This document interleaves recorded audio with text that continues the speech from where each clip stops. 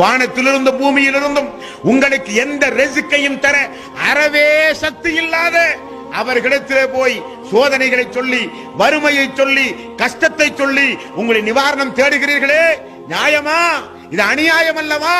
என்னுடைய வானம், என்னுடைய பூமி, என்னுடைய மழை, என்னுடைய பூமியின் மூலம் உங்களுக்கு நான் ரிஸ்கை அளித்துக் கொண்டிருக்கும் பொழுது என்னால் படைக்கப்பட்டவர்களிடத்திலே போய் காது கேட்காத, மக்கி போன, கேட்டாலும் பதில் சொல்ல சக்தி இல்லாத இறந்தவர்களிடத்திலே போய் என்னிடத்தில் கேட்க வேண்டியதெல்லாம் கேட்கிறீர்களே, நியாயமா?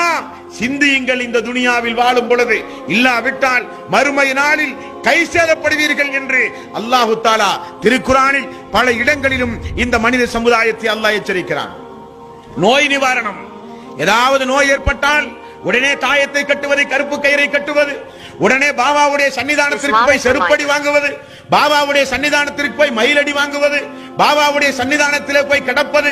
காரணம் நோய் நிவாரணம். நோய் நிவாரணத்திற்கு சென்ற ஏறுவாடிகள் 22 உயிரினங்கள் கருகி சாம்பலானதே. இஸ்லாமிய சமுதாயம் சிந்தித்து பார்க்க வேண்டும்.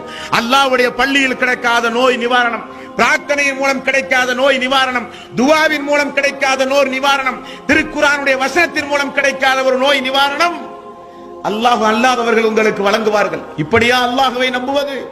நியாயமா இது?